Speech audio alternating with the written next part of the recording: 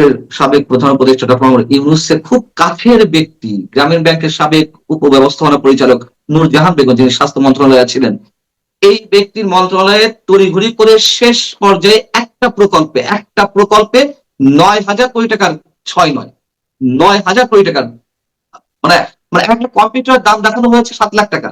যে কম্পিউটারের দাম সর্বোচ্চ বাংলাদেশে যা পাওয়া যায় খুব ভালো কম্পিউটার 1,20,000 টাকা, 7 লাখ টাকা করে দেখানো হয়েছে। সেখানে 1,000 না 3,000 কম্পিউটার কেনা, তারপরে ইত্যাদি ইত্যাদি আরো অনেক খরচ হয়েছে। 13,000 কোটি টাকার প্রকল্প ছিল, সেটি এক ধাক্কায় 4,000 কোটি টাকা বাদ দেওয়া হয়েছে। তারপরে 9,000 কোটি টাকা। এরকম অনেক অনেক জিনিস বের হবে। এটা চোখ বন্ধ করে বলে দেওয়া যায় যে কি পরিমাণ দুর্নীতি তারা করেছে, এটুকু আমরা অনুমান করতে পারি। এবং এগুলো আস্তে আস্তে বের হবে। আমরা হয়তো সেই দিনগুলোর জন্য খুব বেশি অপেক্ষা করতে হবে না, এগুলো বের হবে। এবং এই যে ছাত্র উপদেষ্টা বলি আর এই যে বুড়া উপদেষ্টা বলি, আপনার ভাষায় যে বুড়ো উপদেষ্টা, আপনি তা বলতেন একসময়, সে কথা এখন সত্য, এগুলো সত্য। কোনো কাজ কাম ছিল না। এই যে স্বাস্থ্য উপদেষ্টা, তার কাজ কি ছিল, কি করেছে সে তো এই যে জুলাই হত্যাকাণ্ডের সময় যারা আহত হয়েছে তাদের চিকিৎসা ব্যবস্থাটাও এনশিওর করতে পারেনি। হ্যাঁ, এদের উপরে ভর করে নাকি সরকার এসেছিল। তারা লুটপাট করেছে, হরি লুট করেছে, পুকুর চুরি নয় সাগর চুরি করেছে। এগুলো খুব শিগগিরই বেরোবে। এবং আমি বলতে চাই, যদি এগুলো কোনো তদন্ত না হয়, মানুষের মনে একটি ধারণা বদ্ধমূল হবে যে বিএনপি সরকার সম্ভবত এই অন্তর্বর্তীকালীন সরকারের সাথে কোন ধরনের চুক্তি করে তারা ক্ষমতায় এসেছে, এই জন্য তাদেরকে সেফ এক্সিট দেওয়া হচ্ছে। তবে আমি যা শুনছি, উড়ো উড়ো উপদেষ্টা সম্ভবত বাইরে যেতে পারবে না। এটা আমি কোন এক সোর্স থেকে শুনেছি, আমি জানি না কতটুকু মিথ্যা বা সত্য। এবং বিমানবন্দরে নাকি মোটামুটি একটা এম্বার্গো দিয়ে রাখা হয়েছে, উপদেষ্টা যেন বাইরে যেতে না পারে। আমি শুনেছি, এটি কতটুকু কার্যকর হবে জানি না। এই দাবি তো অনেকদিন ধরে করে আসছি।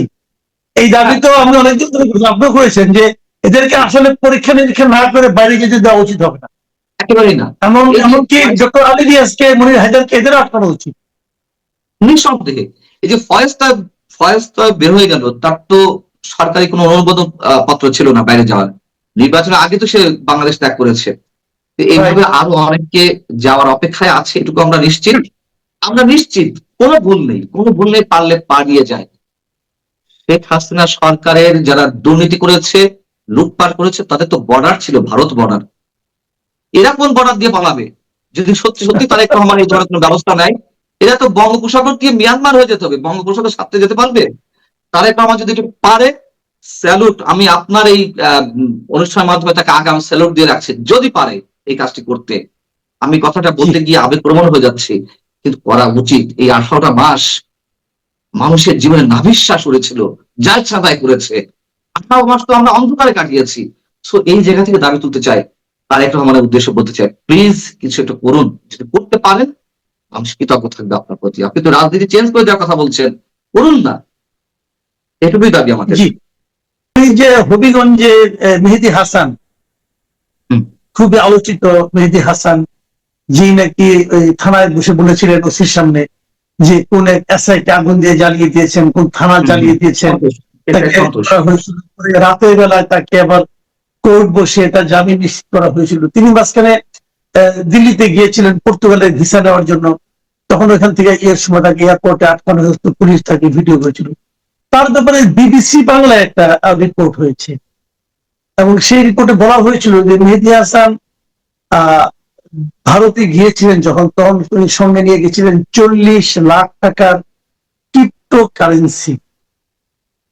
এই 40 লাখ টাকার ক্রিপ্টো কারেন্সি আপনি নিশ্চয়ই শুনেছেন কিনা, যে আমাদের অনেকেই নাকি এরকম, এমনকি আমাদের কোন কোন উপদেষ্টা, ছাত্র উপদেষ্টা নামে ওই ধরনের কথা আছে, তারা নাকি এরকম কোটি কোটি টাকার ক্রিপ্টো কারেন্সি তারা নাকি বিদেশে পাঠিয়েছেন।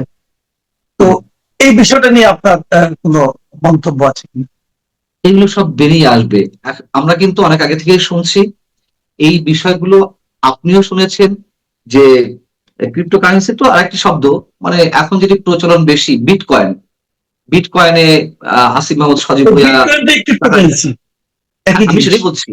আমি সেটাই বলছি বিটকয়েনটা শব্দটার প্রচলন বেশি, বিটকয়েন শব্দটা মানুষের কাছে পরিচিত বেশি। তো আসিফ মাহমুদ সজীব ভুঁইয়া কিংবা আরেক উপদেষ্টা নাহিদ ইসলাম, তারা যখন উপদেষ্টা পরিষদে ছিলেন, তখন তাদের বিরুদ্ধে ভারতের বিভিন্ন চ্যানেলে এই ধরনের রিপোর্ট হয়েছে, আমরা ওইগুলোকে পাত্তা দেইনি এবং ওগুলো নিয়ে আমরা কোনো ধরনের কোনো কথাও বলিনি। কেন? ভারত মানে তো অচ্ছুত, অন্তত এই গত 18 মাসে ভারতের বিভিন্ন, হ্যাঁ ধরুন কোনো কোনো গণমাধ্যমে অবশ্যই কোনো কোনো ক্ষেত্রে অপপ্রচার চলেছে, সবকিছুই যে গুজব তা কিন্তু নয়, তার অনেক কিছু আবার প্রমাণিতও হয়েছে যে অনেক কিছু গুজব নয়। তো সেই সব জায়গাতে কিন্তু এই যে ক্রিপ্টোকারেন্সি অথবা এই যে বিটকয়েন নিয়ে অনেক ধরনের রিপোর্টিং হয়েছে, আমরাও শুনেছি, কিন্তু আমাদের গণমাধ্যমগুলো তো এক ধরনের তুমুল সেন্সরশিপের মধ্যে ছিল এই 18 মাস, আগেও ছিল কিন্তু সেটির মাত্রাটি বেড়েছিল। এইগুলো নিয়ে কোনো কথা বলেন আপনি দেখবেন, আমি নিশ্চিত এইগুলো নিয়ে কেবল রিপোর্টিং হওয়ার পথে হবে এবং এগুলো একেবারেই অমূলক না, আমি বলছি না যে পুরোপুরি সত্য, কিন্তু বিশ্বাস করাটাও অমূলক নয়। এই যে 40 লাখ টাকা নিয়ে গিয়েছে বিটকয়েনে বা ক্রিপ্টোকারেন্সি, এটা তো বিবিসি করেছে। তা মাহাদি, এই যে ছেলের নাম বোধহয় মাহাদি, হ্যাঁ, নাক টিপলে মাহাদি হাসান, দুধ বের হ্যাঁ। হয়, নাক টিপলে দুধ বের হয়, সম্ভবত অনার্স ফার্স্ট ইয়ার বা সেকেন্ড ইয়ারে পড়ে। সে যদি 40 লাখ টাকার বিটকয়েন নিয়ে যেতে পারে, 40 লাখ টাকা, আপনি সারা জীবন 40 লাখ টাকা একসাথে দেখেছেন? আমার ধারণা আপনি 10 লাখ টাকা একসাথে দেখেননি, আমার ধারণা। তো এই ছেলে ফার্স্ট ইয়ার সেকেন্ড ইয়ারে পড়ে, সে 40 লাখ টাকার বিটকয়েন নিয়ে ওইখানে ধরা পড়েছে, তার তো ভাগ্য ভালো, ওখান থেকে তাকে রিটার্ন করেছে এবং এসআই সন্তোষকে তারা হত্যা করেছে, জ্বালিয়ে দিয়েছে, পুড়িয়ে দিয়েছে থানা, এগুলো কিছুই থাকবে না।